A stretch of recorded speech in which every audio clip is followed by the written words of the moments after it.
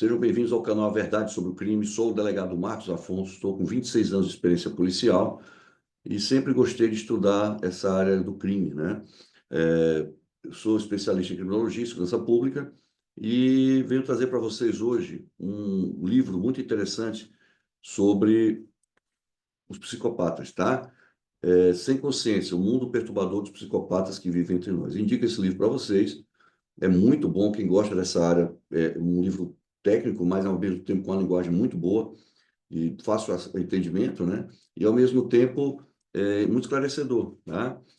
Este autor, o Robert Hare, ele é uma pessoa, ele é um especialista, talvez seja um dos maiores especialistas nessa área de psicopatologia do mundo. Tá bom, ele está com 90 anos, tá certo? Vou falar um pouco do seu legado, da sua história. Robert Hare, ele nasceu em Calgary, no Canadá, no ano de 1934. Não se sabe muito sua vida pessoal, até porque ele é muito reservado, mas o seu trabalho ele é muito extenso e é muito conhecido. Tá bom? Ele estudou psicologia na Universidade de Alberta e completou um mestrado na mesma instituição. Ele obteve um doutorado em psicologia experimental na Universidade Western Ontario em 1963, também no Canadá. Em seguida, ingressou como professor da Universidade de Columbia, lá em Vancouver, e ele começou uma carreira brilhante, focada em psicopatologia e psicofisiologia. Anos depois, se tornaria o diretor do laboratório Hare, na mesma universidade, ou seja, ele é um estudioso do assunto, uma pessoa que se interessou tanto que foi criado um laboratório em seu nome, Laboratório Hare, tá? Ele é uma das grandes autoridades de psicologia criminal do mundo. Em particular, ele estudou a psicopatia em profundidade por mais de 30 anos, e sua obra é uma das mais completas em relação ao assunto. Por isso, é um dos intelectuais mais consultados por instituições e entidades como, por exemplo, o FBI, para vocês verem o nível elevado de trabalho realizado por ele, né, que o próprio FBI o consulta, o procura para resolver e orientá-los. Uma das contribuições mais importantes de Robert Hare, pessoal, é a famosa escala Hare, a escala PCL. Isso tornou um instrumento usado em todo o mundo para detectar traços psicopáticos, em particular a possibilidade de que estes possam levar a atos violentos. Ou seja, na verdade, a escala Hare, foi criada por ele, é utilizada para detectar realmente quem é um psicopata e é utilizado normalmente em presídios, né, em áreas prisionais. E os países que aderiram à escala Hare e aplicam realmente a escala Hare, a grande maioria desses países eles conseguiram reduzir, inclusive, a reincidência, tá bom? O Robert Hare recebeu um grande número de prêmios em todo o mundo e também trabalhou em centro de investigação criminal e foi conselheiro de presos no Reino Unido. Ele projetou lá programas para atendimento de criminosos psicopatas. Fez uma extensa pesquisa sobre psicopatia e permitiu, com esse estudo, né, que fornecesse uma grande quantidade de evidências empíricas associadas a esse tópico. Começou, né, com um estudo realizado por Herbert Cleckley, que foi o pioneiro da investigação de psicopatas. Ele expandiu e refinou os conceitos de seu antecessor. Então, quem começou realmente com esses estudos foi Herbert Cleckley, tá bom? E o Robert Hare continuou esse trabalho, aprofundou realmente, criou a escala Hare, mas ele não deixa de citar que realmente o pioneiro foi Herbert Cleckley, tá bom, pessoal? Bom, vamos lá, vamos falar um pouquinho sobre o livro Sem Consciência, tá bom? O que é que eu vou fazer aqui com vocês, pessoal? Eu fiz alguns resumos em relação aos capítulos, né, do livro, vou só comentar, tá bom? Não vou, claro que eu não vou ler o livro para vocês aqui, não faz sentido, e eu quero que vocês leiam esse livro, estou fazendo aqui, tentando motivá-los a ler esse livro, que é muito interessante, e espero que vocês gostem. Quem quer entender da psicopatologia tem que ler bastante, tá? Os livros que tratam sobre esse assunto, e um deles que eu indico é esse, Robert Hare, que é muito bom, depois eu vou trazer outros. O livro é o Sem Consciência, o mundo perturbador dos psicopatas que vivem entre nós. E eu, assim, o primeiro capítulo dele é Convivendo com Psicopatas, tá? É o primeiro capítulo desse livro, muito interessante. E ele diz o seguinte: o Hare explora como os psicopatas se inserem na vida cotidiana das pessoas, né, muitas vezes sem serem detectados. Ele descreve as táticas que utilizam para manipular e explorar os outros, destacando sua capacidade de se misturar com facilidade em diversos contextos sociais. O psicopata ele tem uma facilidade muito grande de convívio com as pessoas, ele se adapta às pessoas, né? Ele observa como é aquele meio social e ele tenta ali chegar de uma forma e se adaptar de uma forma que ele faz com que seja recebido por aquele meio, né? E eles são apresentados como, os psicopatas, eles são apresentados como indivíduos que podem ser encantadores e persuasivos, tá, pessoal? Mas que por trás dessa fachada, isso é uma fachada, realmente é uma máscara, eles são incapazes de empatia, irmãos. Harry utiliza exemplos de casos reais para ilustrar como essas interações podem ocorrer em ambientes familiares, profissionais e sociais, causando destruição emocional e financeira. É impressionante como alguém que cruza o rastro de psicopatas, de uma forma ou de outra, você vai ter um prejuízo, ou financeiro, ou emocional, e muitas vezes, claro, um prejuízo da sua própria vida, quando chega ao caso de você cruzar o caminho de um assassino em série. Tá? Mas a grande maioria dos psicopatas não são assassinos em série. O próprio Harry, e existe inclusive pesquisa realizada pela própria ONU, e que a quantidade de psicopatas no mundo é avaliada em aproximadamente 4% da população mundial. Aí você fala, é pouco, né? Mas 4% de 7 bilhões de pessoas, e isso pode ser aumentado, inclusive, porque eu não estou falando de assassinos em série, tá? Assassinos em série é bem menos, mas dentro do mundo dos psicopatas existe um mundo dos assassinos em série. Mas o mundo dos psicopatas, você vê que a grande maioria desses psicopatas está no mundo social, no nosso mundo social, dentro das empresas, tá? Você vai ver isso ocorrer muito. E lá você consegue detectar, claro, estudando a psicopatia, pelo menos ter noção que pode ser ou não psicopata, tá bom? Bom, esse capítulo enfatiza também a importância de estar alerta para os sinais que podem indicar a presença de um psicopata, como inconsistências em suas histórias, comportamentos que não correspondem às normas sociais, por aí vai, tá bom? Então, o Harry também discute a dificuldade de identificar um psicopata devido à sua habilidade de se camuflar na sociedade, muitas vezes se apresentando como indivíduos encantadores e confiáveis, né? O que nós verificamos aqui, pessoal, é que uma coisa que nós vamos aprender, e é bom que saiba disso, o psicopata, ele é inserido na sociedade, ele consegue se colocar no meio social de uma forma como um camaleão, né? Ele se adapta ali ao ambiente e você não percebe que ele é um psicopata. Inclusive, na Espanha, eles são conhecidos como camaleões sociais, tá bom? Então, é bem interessante que se aprenda isso aqui para você verificar realmente os perfis psicopáticos que estão entre nós, tá bom? Então, no segundo capítulo fala-se foco no quadro, tá? É o título do segundo capítulo. E lá o Harry discute a dificuldade de identificar psicopatas devido à sua habilidade de se camuflar na sociedade, como eu disse para vocês.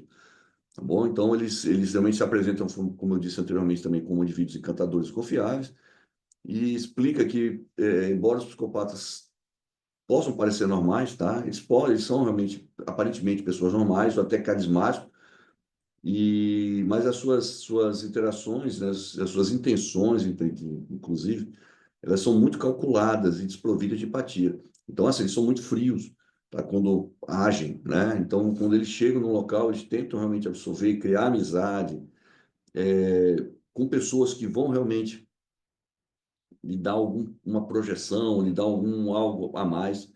Ou até isso eles pensam, e você tem que perceber justamente esse caminho que eles tomam, que aí dá para você começar a identificar aquele que talvez tenha aí uma das características psicopáticas, tá bom? E tentar se afastar desse indivíduo, né? Então, assim, ele diz que, inclusive, os traços, eles têm esses traços psicopáticos, né, psicológicos, que caracterizam a psicopatia, para além das aparências superficiais, né? Então, eles têm uma aparência superficial. E também aborda o papel dos profissionais da saúde mental na identificação dos psicopatas, então, o manejo de psicopatas, enfatizando a importância de obter ferramentas que consigam diagnosticar realmente a psicopatia de forma precisa, né? Não pode ser algo meia-boca, como a gente fala no popular, né? Algo que você não consegue realmente detectar se aquele indivíduo é psicopata ou não. Não. Então, ele sugere, aliás, que para proteger a sociedade é crucial os desenvolvimentos eficazes para identificar esses indivíduos, antes que possam causar danos significativos à sociedade e a pessoas, né?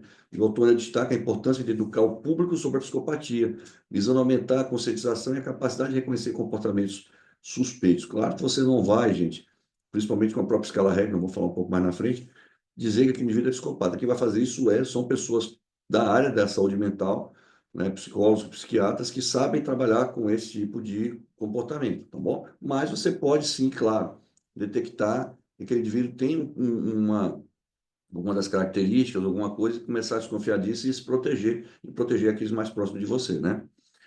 E aqueles que você achar que deve realmente ficar, as pessoas estão cercando esse indivíduo. O capítulo 3, o perfil, tá? Os sentimentos e relações. Como identificar os verdadeiros psicopatas, pessoal? Aí vem uma questão interessante. Neste capítulo, Harry introduz justamente a sua escala, né, que nós falamos anteriormente, que é a escala Harry, que é uma ferramenta diagnóstica desenvolvida para ajudar a identificar psicopatas com precisão. Essa escala, nessa escala, ele detalha os critérios usados para avaliar a presença de traços psicopáticos, destacando a importância de uma avaliação cuidadosa e sistemática.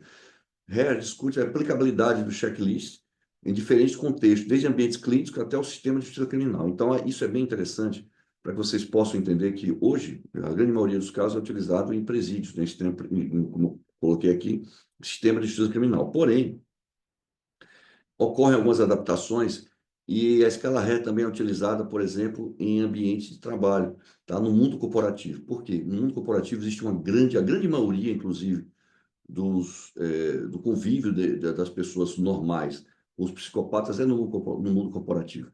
Eles sempre têm aquela ânsia de buscar aos cargos, né, funções importantes para poder, vamos dizer assim, destilar o seu veneno, né, e de adquirir, de conseguir aquilo que ele quer, passando por cima de todo mundo. Então, assim, o mundo corporativo ele pode ser destruído, muitas empresas são destruídas com a presença de um psicopata, que ele destrói as equipes, destrói todo mundo, e eles vão passando por cima de todos. Então, se a equipe pessoal da empresa não tiver essa especialidade, essa especialização, muitas vezes é induzido, inclusive, a contratar e a indicar pessoas que tenham esse perfil psicopático, porque eles são muito atraentes, tá? Eles conseguem realmente criar uma situação que não é real, mas naquele momento quem está analisando acredita nisso, e muitas vezes faz com que a pessoa inclusive, deixe de fazer pesquisas anteriores à sua vida de uma forma tão atraente que ele se torna naquele momento, né? Ele cria aquela situação tão atraente que a pessoa começa a deixar de se policiar e fazer coisas que deveria fazer antes, com pesquisas, né, no mundo passado e da vida daquela pessoa, para indicá-lo naquele cargo na empresa. Isso aí, no futuro, vai ter um problema muito sério, tá bom? Então, essa escala Hare, ela é aplicada em vários contextos, desde ambientes clínicos, né, ambientes corporativos e também da justiça criminal, tá bom? Então, esse capítulo ele também explora os desafios associados ao diagnóstico da psicopatia, incluindo a necessidade de diferenciar entre comportamentos antissociais e os traços psicopáticos genuínos, né? Porque nós temos comportamentos antissociais que nem sempre são de psicopatas. As pessoas têm que até caminham ali naquele naquela indicação que poderia ser um psicopata, mas não é. Então, você tem que saber diferenciar que são comportamentos antissociais e que realmente são comportamentos psicopáticos, que não deixam de ser antissociais, tá? Mas eles são bem mais graves, né? Então, o Hare enfatiza que a identificação precisa é crucial para o tratamento e manejo eficaz desse indivíduo. Ele destaca que, sem um diagnóstico adequado, é difícil implementar intervenções eficazes ou prever comportamentos futuros. Então, o capítulo ele conclui, né, com uma discussão sobre a importância de continuar a pesquisa e o desenvolvimento de ferramentas diagnósticas para melhorar a precisão e eficácia na identificação de psicopatas. Eu até achei interessante a humildade que o Hare tem nesse ponto, porque ele mesmo diz que tem que continuar a pesquisa. Ele não diz que o trabalho dele já foi totalmente completo. A pesquisa deve continuar, deve desenvolver mais ferramentas diagnósticas, inclusive a dele, se for o caso, mas para melhorar a precisão e eficácia da identificação dos psicopatas, tá bom? Capítulo 4. O perfil, o estilo de vida. Tá? Isso vai tratar sobre o estilo de vida desses indivíduos psicopatas. Bom, o autor ele descreve o estilo de vida tipicamente estável e antissocial dos psicopatas.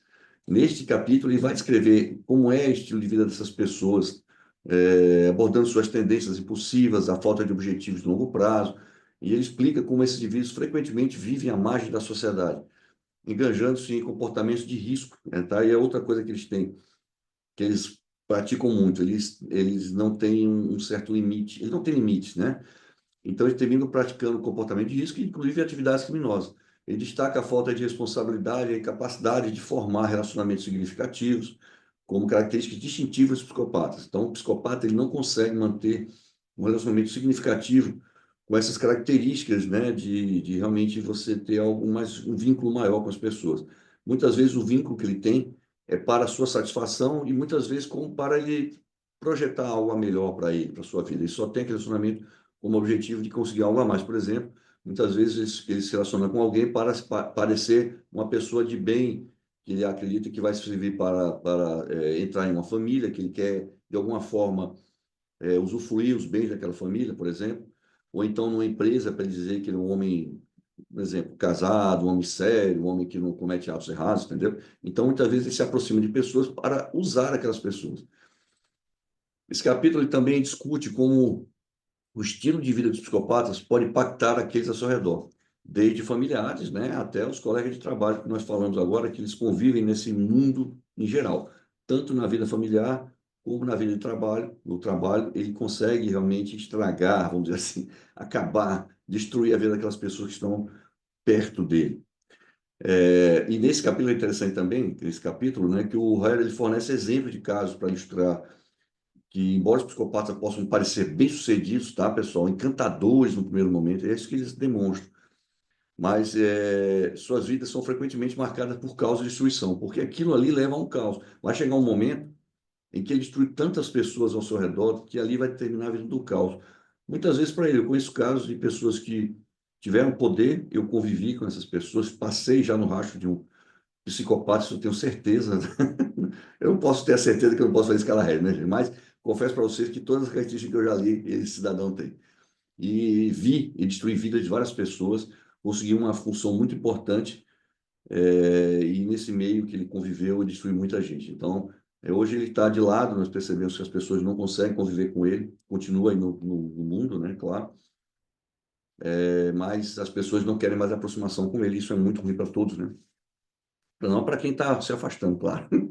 Então, esse capítulo ele conclui com reflexão sobre a importância de reconhecer esses padrões de comportamento para proteger a si mesmo, né? Para se proteger e proteger, perdão, e proteger também os outros, né? Por danos potenciais causados pelos psicopatas, tá, pessoal? Então, é muito importante esse capítulo.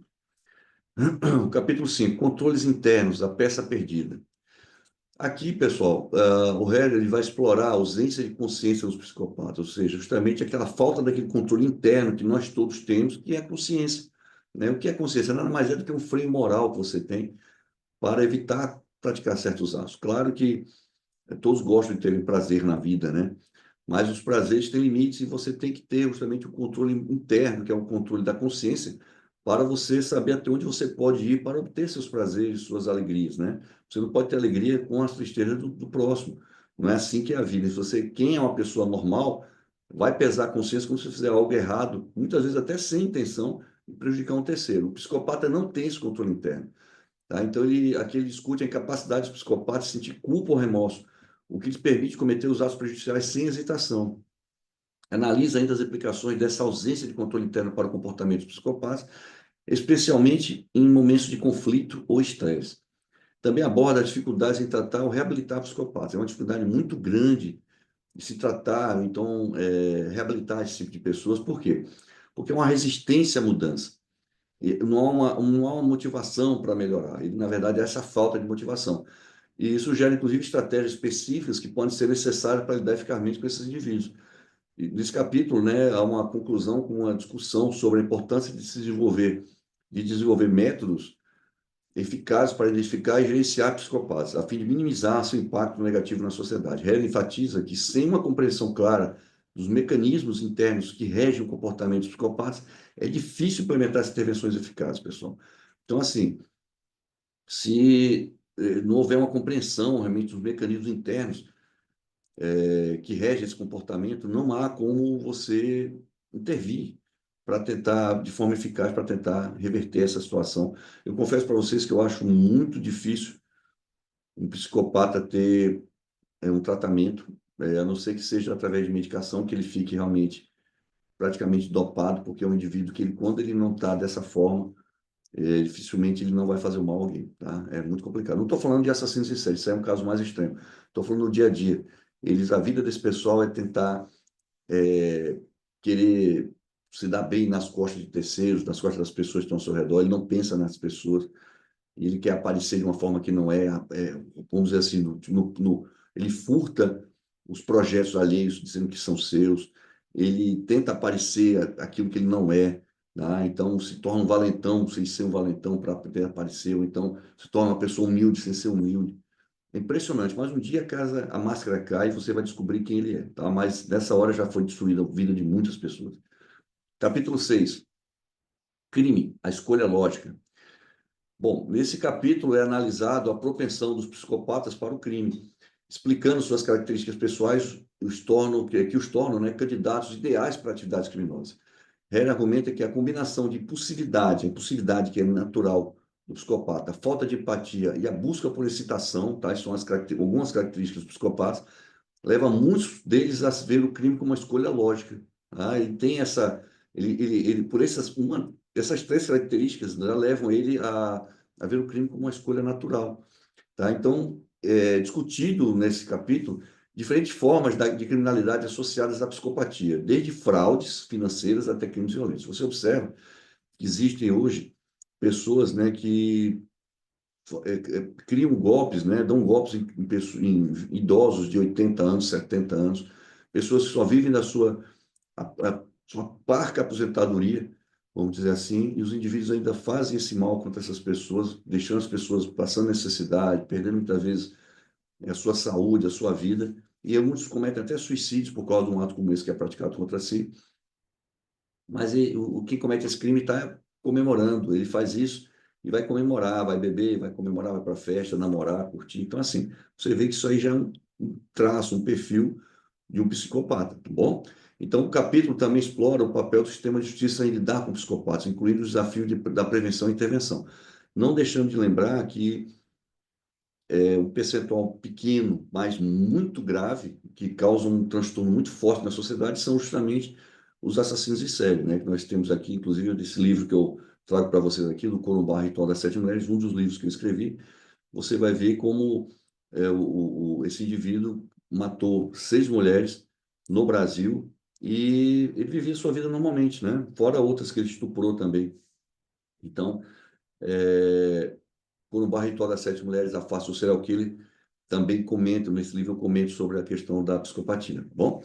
Então, pessoal, é muito importante, né, que sejam criadas estratégias de manejo eficaz para minimizar o impacto do psicopata na sociedade, né? Então, o Estado precisa observar bem essa questão e ele sugere, inclusive, para combater a criminalidade psicopática, que é necessário um enfoque multidisciplinar que combine esforços legais, psicológicos e sociais.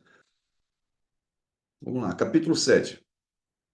Psicopata de colarinho branco, pessoal, é onde tem muito psicopata, né? Essas pessoas, você observa, lembra aí da Operação Lava Jato, que hoje está sendo destroçada, né? Quantos milhares e milhões de pessoas foram prejudicadas por esses indivíduos, levaram milhões, né, das pessoas, através de fraudes, através de corrupção, milhões, aliás, bilhões, né? O maior crime praticado no mundo até hoje de corrupção do mundo. E hoje está sendo todo mundo solto. Temos vários psicopatas de colarinho branco sendo soltos aí em nosso país, dando uma, uma mensagem muito triste para o povo brasileiro. Mas é isso aí. Então, o Harry, ele também toca nesse ponto.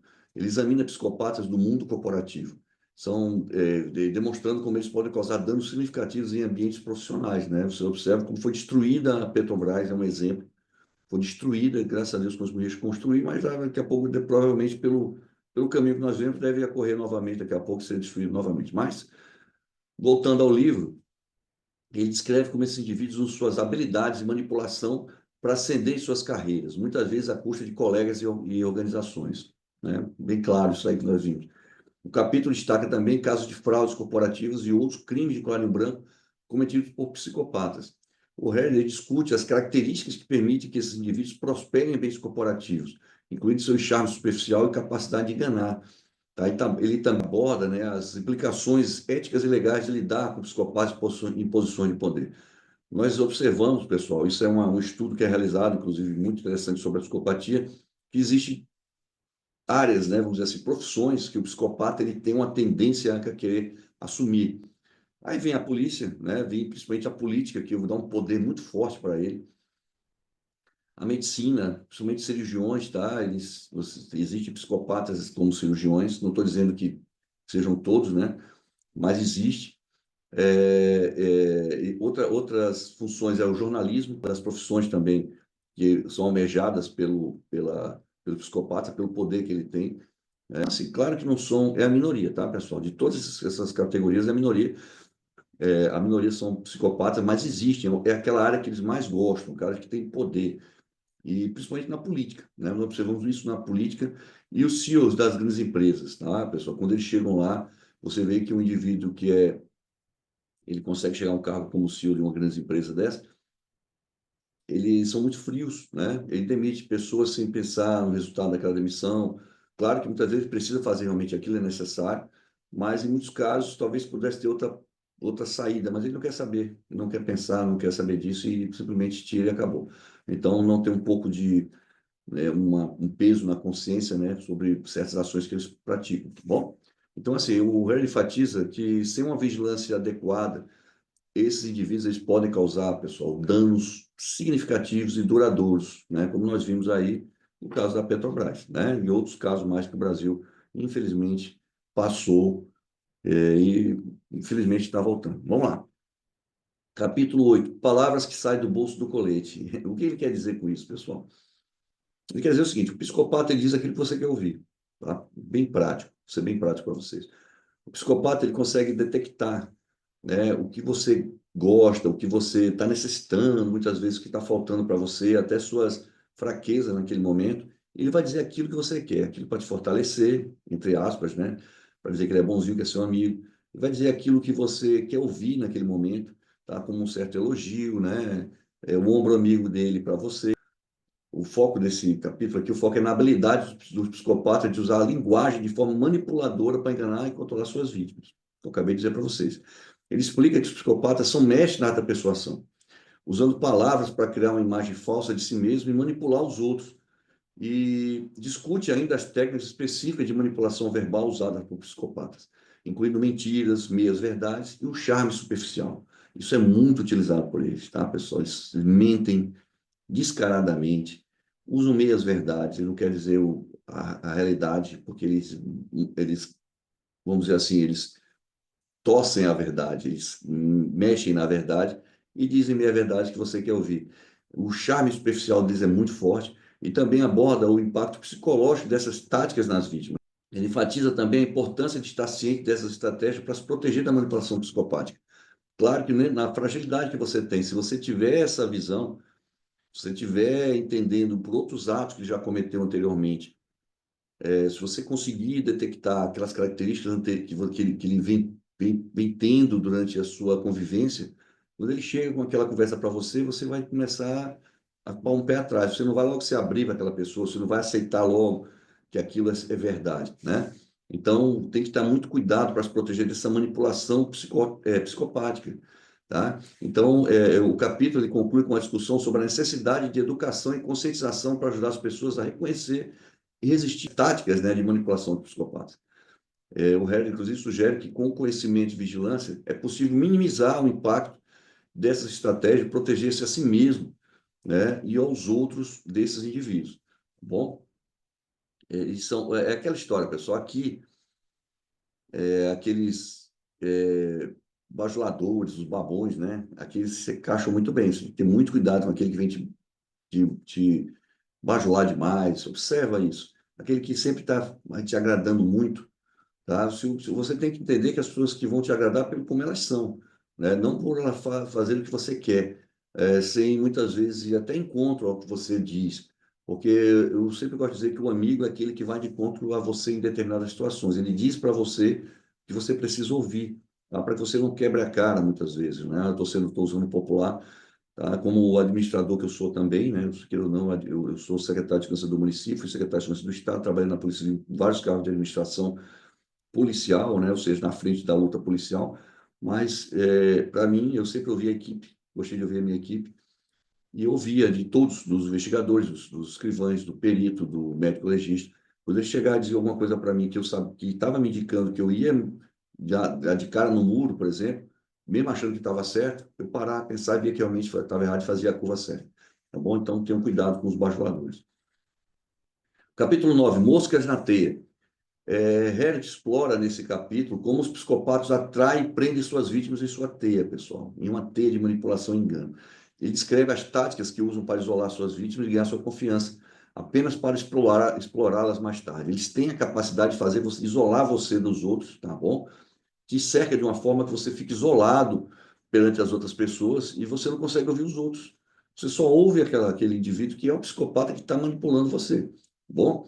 Ele destaca ainda a vulnerabilidade de pessoas que, por diversas razões, se tornam alvos fáceis para psicopatas, como aqueles que buscam amor, aceitação, ou então a segurança financeira. Eles observam isso. Eles veem, inclusive, de pessoas que estão distantes, muitas vezes na internet mesmo, você vê que pessoas lançam pirâmides aí que oferecem 1.000 coisas para você e você está naquela situação, vai conversar com o indivíduo daquele, ele te promete 1.000 coisas, você vai e termina sendo enganado, né? E perdendo muito com isso. Pessoas que buscam amor e esse indivíduo, de repente, ele consegue detectar isso de alguma forma, ou presencialmente, ou então através da própria distância, como na internet, e vai floreando, floreando ali muita coisa, e de repente você cai numa teia que não consegue sair mais, tá bom?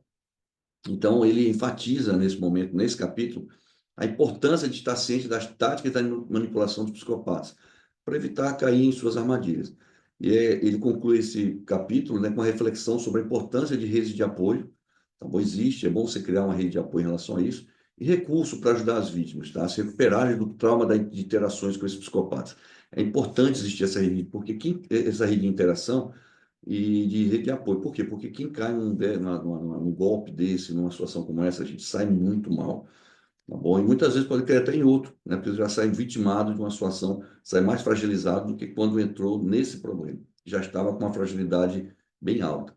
Então, ele sugere aí nesse capítulo que, com apoio e conscientização, as vítimas podem reconstruir suas vidas e evitar futuros encontros prejudiciais. Capítulo 10, as raízes do problema. Investiga, perdão, as origens da psicopatia, considerando fatores biológicos, psicológicos e sociais que podem contribuir para o desenvolvimento do transtorno. Ele discute as teorias sobre a hereditariedade da psicopatia e o papel do ambiente na formação de traços psicopáticos. O capítulo também explora a relação entre experiências adversas na infância, isso pesa muito, tá, pessoal? E o desenvolvimento de comportamentos sociais. Então, assim, o psicopata, inclusive Freud falava muito sobre isso, que na fase, na nossa infância, né, ela é formada nosso psique, ele é amadurecido, e naquela formação, se você realmente não tiver uma base sólida, né, então ali você pode realmente criar transtornos muito graves para o futuro, para quando você tiver adulto, você não vai perceber que isso foi lá no passado que surgiu, tá bom? Então, ele trata aqui, eu acho bem interessante, porque o Harry, ele traz aí na origem da psicopatia, ele fala sobre hereditariedade, ele fala sobre o ambiente na formação, o ambiente social na formação daquele indivíduo, fala sobre comportamentos antissociais que foram causados por relações ou reações adversas, né, na sua experiência como criança, na infância, e ele diz ainda que, então, tudo isso pode formar o psicopata. Então, normalmente não é um elemento só que forma o psicopata. Tá? É um conjunto de elementos, conjunto de situações que podem, vamos dizer assim, despertar aquele lado psicopático do indivíduo. Ele analisa também as pesquisas atuais sobre as bases, né, neurológicas da psicopatia, destacando as diferenças cerebrais que podem estar associadas ao transtorno. Ele enfatiza a importância de uma abordagem multidisciplinar para entender e tratar a psicopatia. Realmente, a psicopatia não deve ser tratada simplesmente só assim, para o estudo, tá, pessoal, da psicopatia, né, da origem da psicopatia. São cientistas realmente que tratam desse assunto, pessoas que tratam da hereditariedade, psicólogos, psiquiatras, psicanalistas, né? Então, assim, é bem interessante que você tenha, que cuide dessa abordagem, sendo realmente uma equipe multidisciplinar para que nós possamos entender isso aí. Então, esse capítulo ele é concluso com uma discussão sobre a necessidade de mais pesquisas para esclarecer as complexas interações entre genética, ambiente e desenvolvimento psicológico na psicopatologia e na psicopatia, né? Então, ele sugere que, com a compreensão mais profunda das raízes do problema, podemos desenvolver estratégias mais eficazes para prevenção e intervenção. Então, ou seja, se você souber descobrir realmente de forma mais profunda o que é que causa a psicopatia, claro que vai uma possibilidade maior de tentar solucionar esse problema, né, pessoal? Pelo menos evitar ou então se proteger dele. Capítulo 11, a ética da rotulação. Bom, este capítulo é muito importante, pessoal. Inclusive, eu digo para vocês, não vão pegar a escala Harry, que está disposta aí até na internet, você consegue verificar como é a escala Harry, como é que fazem para produzir, né, o resultado da escala Harry, e tentar aplicar, porque não é assim. Tá? É muito perigoso você rotular alguém como psicopata. Aquele que é rotulado como psicopata, ele vai realmente levar essa taxa, né, essa tarja, perdão, esse rótulo para o resto da vida e todo mundo vai ter medo dele, sim, às vezes a pessoa não é. Né? Então tem que ter um perigo muito grande. Se fala assim, na ética da rotulação, no capítulo 11. O Harry discute aqui as implicações éticas de diagnosticar alguém com psicopata e os riscos associados a erro de diagnóstico. Ele destaca a importância de uma avaliação cuidadosa, pessoal, e criteriosa para evitar rotulações injustas que podem ter consequências devastadoras na vida daquele que for rotulado, né? Então, esse capítulo ele explora os dilemas enfrentados por profissionais da saúde mental e do sistema de justiça ao lidar com o diagnóstico de psicopatia. Ele também aborda as questões legais e sociais associadas ao rótulo da psicopatia, incluindo estigmatização e discriminação. Ele fala sobre isso, tá, pessoal? Bem interessante. Ele comenta sobre o estigma que a pessoa leva e a discriminação que ela vai sofrer se ele for rotulado como psicopata, se não for psicopata, tá bom? Então, ele conclui com a discussão sobre a necessidade de equilíbrio entre proteção pública, que é natural, tem que haver a proteção pública, e direitos individuais, né? Nós temos que entender aqui que existem direitos humanos e direitos individuais também que não podem ser desrespeitados, tá? Independente de quem seja, os médicos, né, da área de saúde mental, os psicólogos, que vão fazer esse trabalho com a escala Ré, e são eles que têm essa capacidade de fazer realmente bem feito esse diagnóstico, e porque é muito perigoso, tá, pessoal? É uma injustiça muito grande se cometer com alguém e rotulá-lo como psicopata, e vai acabar com a vida dessa pessoa e de sua família, pode ter certeza.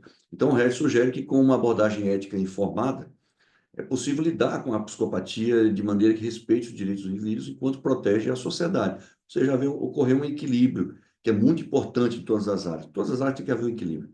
É o bom senso, né? E aqui também não pode ficar de lado. O capítulo 12 diz o seguinte: algo pode ser feito? É uma pergunta que ele faz nesse capítulo 12. É bem interessante. Bom, Herder explora as possibilidades de intervenção e tratamento para psicopatas, discutindo as abordagens que têm sido tentadas e suas limitações. Ele reconhece, pessoal, os desafios significativos em tratar a psicopatia devido à resistência dos indivíduos, como nós falamos anteriormente, a mudanças e a falta de motivação para melhorar. O capítulo analisa ainda as estratégias que podem ser eficazes, incluindo programas de reabilitação que se concentram em modificar comportamentos antissociais e ensinar habilidades de enfrentamento. O Harry enfatiza a importância de intervenções precoces, tá? E personalizadas, adaptadas às necessidades específicas de cada indivíduo, e também discute o papel das políticas públicas do sistema de justiça em apoiar essas intervenções. Nesse capítulo, o capítulo é concluído com a reflexão sobre a necessidade de continuar a pesquisa, novamente falando, e desenvolvimento de novos meios para lidar com a psicopatia. E ele sugere que, embora o tratamento da psicopatia seja desafiador, tá? Desafiador, mas ele diz que não é impossível. Tá? Esforços contínuos são necessários para melhorar os resultados. No capítulo 13, e o último capítulo, pessoal, ele coloca aqui, capítulo 13, Guia da Sobrevivência. Perdão, Guia de Sobrevivência. Nesse capítulo, ele oferece conselhos práticos para lidar com psicopatas e minimizar os danos que podem causar. Ele fornece estratégias para reconhecer sinais de alerta. Olha que interessante isso aí, pessoal. E proteger-se de manipulações. Nesse ponto, você já percebe que esse livro não é só para especialistas, pessoas que querem especializar na área da psicopatia. São pessoas que, do dia a dia, que podem ler esse livro, leiam esse livro, que pode trazer uma segurança para você para que você possa começar a detectar certos detalhes aí que tragam um alerta sobre aquele indivíduo que pode ser um psicopata, tá bom? Ele discute também a importância de estabelecer limites claros e manter uma distância segura de indivíduos psicopáticos. Nesse capítulo também ele aborda como buscar ajuda e apoio quando se lida com psicopata em contextos pessoais ou profissionais. Enfatiza a importância de estar bem informado e preparado para enfrentar esses desafios e conclui com a mensagem de esperança, tá? Ele destacando que com conhecimento e precaução é possível se minimizar o impacto dos psicopatas. Esse capítulo, inclusive, serve como um recurso valioso para aqueles que podem estar enfrentando interações com indivíduos psicopatas e fornecendo orientações práticas e suporte emocional. Sugere ainda que com ferramentas certas, as pessoas podem proteger a si mesmos e aos outros dos danos potenciais causados por psicopatas, tá bom, pessoal? Então, o livro está aqui mais uma vez para vocês, tá? Sem Consciência, Robert Hare, aqui, ó, o mundo perturbador dos psicopatas que vivem entre nós. Muito bom esse livro, muito técnico, mas ao mesmo tempo com uma linguagem muito acessível, não mais só para pessoas que querem estudar psicopatia de uma forma que possa, e cientificamente, vamos dizer assim, também serve para pessoas que têm um desejo de saber se aquele indivíduo próximo a você tem alguma característica psicopática, não dizendo que essa pessoa é psicopata, mas se tem algumas características, é bom você se afastar logo. Diz como você pode se proteger deles, né, de repente, buscar ajuda, tá bom? Então, é bem interessante, eu indico a todos vocês, tá, pessoal? Então, Muito obrigado por me acompanhar até esse momento. Vamos trazer mais livros para discutir sobre esses assuntos e outros assuntos também interessantes sobre os crimes, e espero que vocês tenham gostado. Muito obrigado a todos, até a próxima e fiquem com Deus.